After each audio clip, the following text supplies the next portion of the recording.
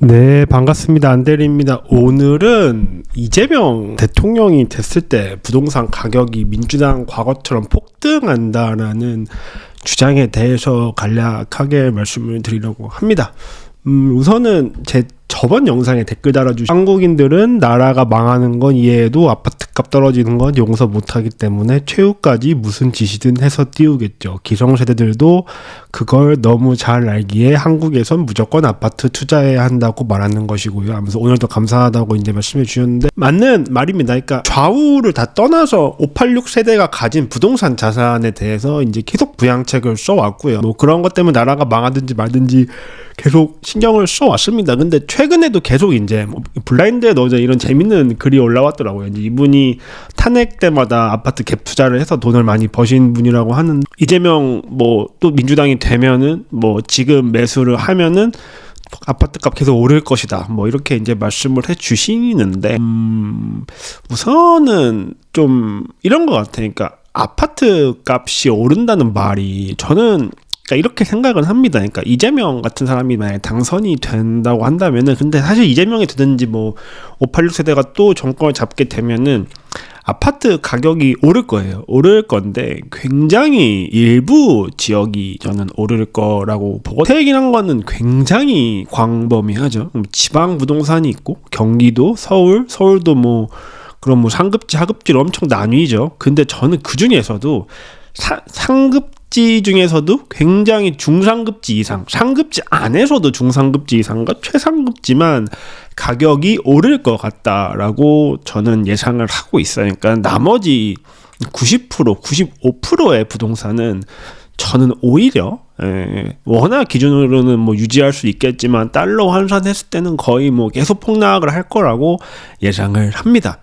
왜 그런지 지금 제가 간략하게 말씀을 드릴게요. 물리학이나 뭐 이런 데서는 임계점이라는 개념이 있습니다. 임계점이라고 하죠. 임계점은 어떤 걸 넘어버렸을 때 무언가 뻥 터져버리는 그런 현상을 말씀있는 게 있어요. 그러니까 퓰리처상 수상자인 토마스 프리드먼은 뉴욕타임즈 칼럼에서 무디스, S&P 피치 세계 3대 신용평가사를 언급한 적이 있습니다. 그래서 세계에는 두 개의 슈퍼파워가 있다.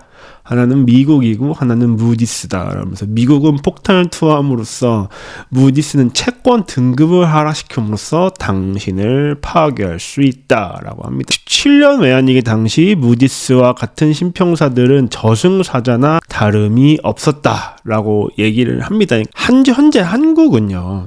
아직은 제1금융권에 속해 있습니다. 한국의 공공기관과 국가가 발행하는 채권들은 그래도 어느 정도 선진 대비해서 그렇게 높지 않은 금리로 잘 팔려나갑니다. 현재 혹시 여러분 개인적으로 제2금융권에서 대출 받아본 적이 있으세요? 요즘에는 이게 토스나 이런 것 중에서 제2금융권에서 막 대출 받을 수 있다고 막 연락이 오는 금리가 일단 두 자리 수가 됩니다. 그러니까 국제사회에서도 이 제2금융권들이 보통은 이제 한국이나 일본 같은 미국 같은 국가가 속해 있는 제1금융권이 아니라 뭔가 반미를 하거나 뭔가 이런 신평사나 IMF가 제시하는 것들을 자꾸 어기거나 위반하거나 BIS 권고사항 같은 걸 무시하거나 지속적으로 그렇게 막 나가는 국가의 경우에는 이제 신평사에서 등급을 하락시켜버리고 부정적으로 전망을 하게 됩니다. 우리가 한국이 지금까지 속해 있었던 제1금융권이랑 정말 차원이 달라지게 돼요. 그때부터는.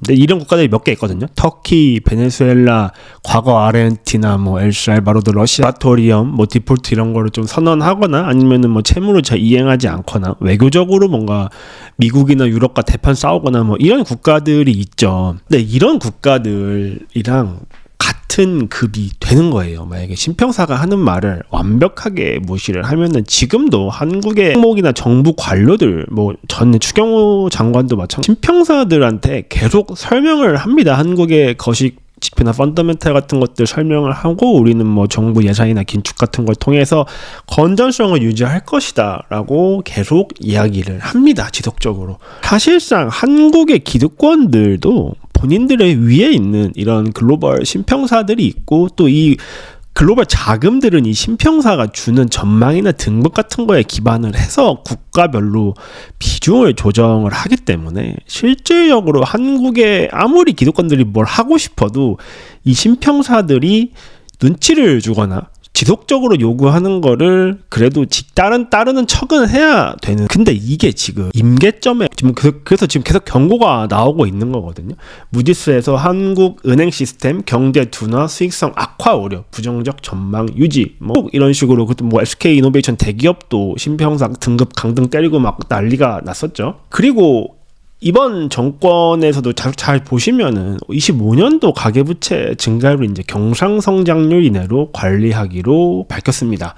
뭐 이런 식으로 계속 하죠. 그러니까 한국의 물가 상승률 플러스 실질 GDP 성장률 해서 이 이내로 부채를 관리해라. 이런 걸 왜 할까? 이런 거 지금 한국 기득권들 하기 싫어해요. 이건 뭐 보수 진보 공무원들 아무도 하기 싫어합니다. 근데 이걸 왜 할까요? 지금 이거 하는 이유는 신평사들이 요구했기 때문입니다. 거시 경제 지표를 관리하라고 해서. 그렇게 하지 않으면 니들 전망을 부정적으로 때려버리거나 등급을 하향시켜버리겠다고 협박을 하고 있는 겁니다. 예, 그것 때문에 하는 거예요.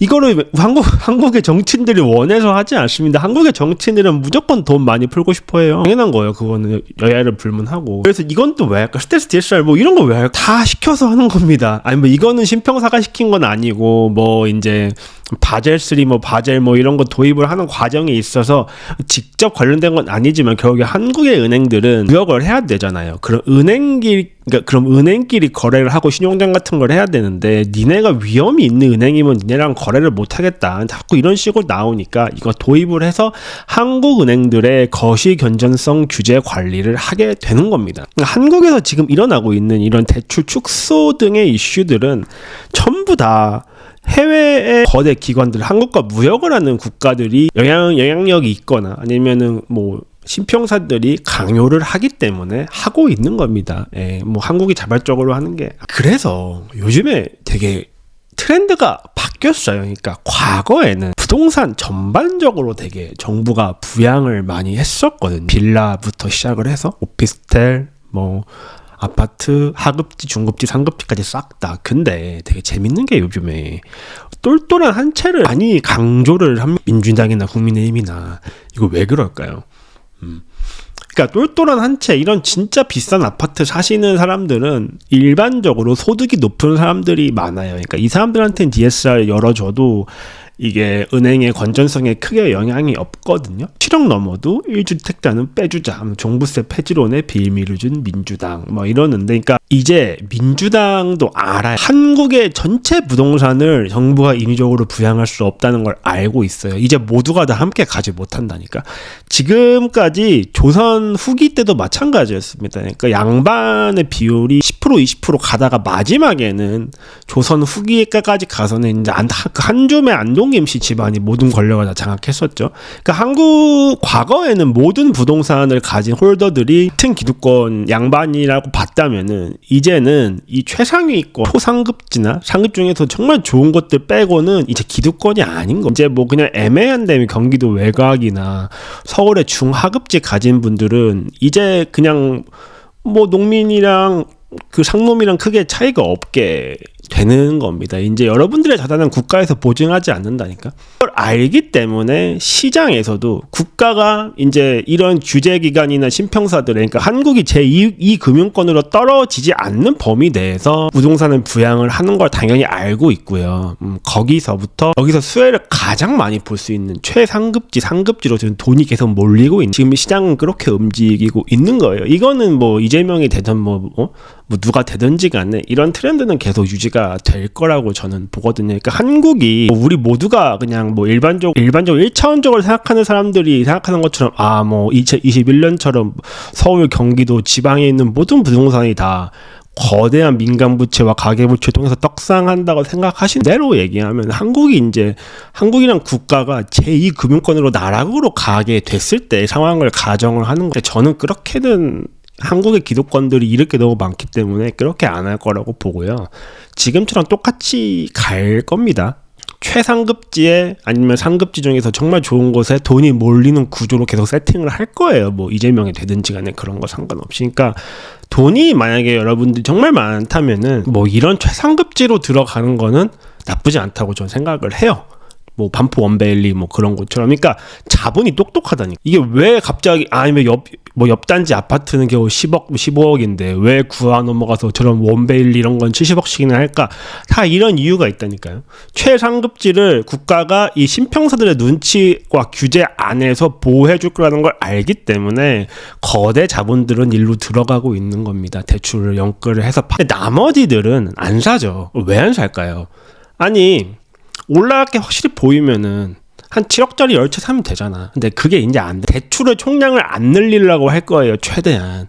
그리고 그 남은 여력은 모두 다 이 초상급지에만 몰빵을 치는 정책을 계속해서 할 겁니다. 한국에 되든지 간에. 그렇게밖에 여력이 없어요. 한국이 제1금융권을 유지하는 하에서는 그것밖에 방법이 없다니까. 그렇게 이해를 하시고 아마 뭐 다음 정권을 저는 대비하는 게 좋다고 생각이 들고, 근데 내가 여기 지금 들어갈 돈이 없다, 뭐 이런 거 뭐 그런 게 없다고 한다면은 달러랑 미국 주식 사시면 됩니다. 그럼 아마 저는 이 최상급지 들어간 사람들만큼의 수익률은 충분히 받을 수 있을 거라고 합니다. 가장 바보 같은 게 원화 저축하는 게 1번이고요. 그 다음에 이런 애매한 중하급지 연끌하는 게 전 두 번째 바보라고 생각을 합니다. 이제 너희들 똑같아. 상민이라니까. 농민이에요, 농민. 들이 무슨 5년 전 비교해서 양반인 줄 알아. 그렇지 않았어요. 조선의 권력은 계속 집중돼 왔습니다. 소수에. 역사를 공부하면 그걸 아는데 맨날 뭐 역사를 잊은 민족에게 미래는 없다. 근데 역사를 잊은 투자자에게 미래는 없어. 처음에 양반이 10% 20%였고 과거 자리도 많았어요. 근데 계속 남인 서인 동인 하면 마지막에는 노론으로 줄어들었고, 그 노론이 결국엔 풍양조씨 그 다음 안동김씨 그 수백 명. 한국의 기득권은 그렇게 계속 줄어들게 될 겁니다. 그러니까 서울에 집이 있다고 이제 저는 기득권도 아니라고 생각이, 국가의 보호를 받지 못하는 똑같은 사람이 될 겁니다. 그럼 국가의 보호를 받지 못하는 일반적인 부동산들은 한국의 몰락에 그대로 다 쓸려 내려가 버리는 자산입니다. 코스피처럼. 그렇게 이해를 하시면 됩니다. 네, 이상입니다.